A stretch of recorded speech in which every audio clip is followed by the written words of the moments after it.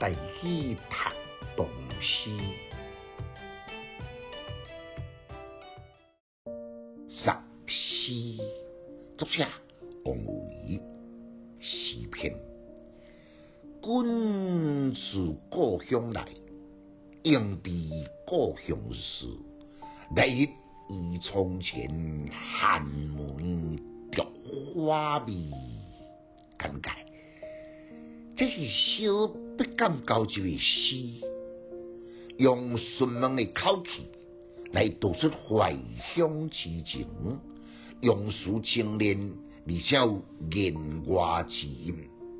头一句呢，意浅情深，道出出外真久的人，无天无地拄到来自故乡的老朋友，自然激起强烈的相思，赶紧要了解故乡种种的一切。这是唔免我再加任何的修饰，这份生活形态自然传承，迫切的表达。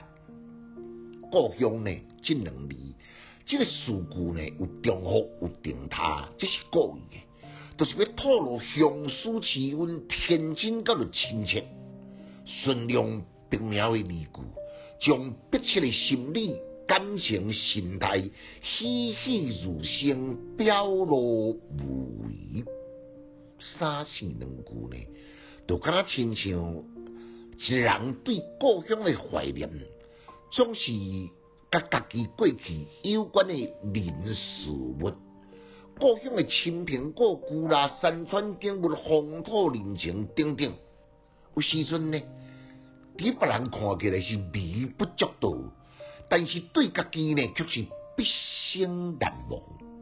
诗中所讲的迄阵的寒门，就是一则的真好的例。伊可能呢，稳重家己生活真侪互伊当来回忆的所在，所以伊不比一般的回目，伊成为故乡的标志，也成为异乡之情其中的寄托。古代诗歌内面，常常有这种质朴平淡而诗咏人的作品。伊质朴甲唔免用任何的技巧，也有涵盖最高的技巧，浑厚天成。像这句寒梅著花味，就是最特殊的典型。连家乡一丛的梅花有开无开，都问甲遐尼个详细。其他家乡种种的代志呢，是可想而知。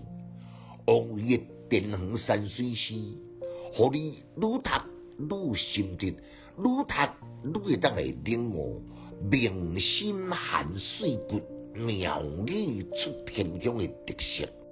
读诗的囡仔白学歹，有气质，够有文采。读诗快乐哦！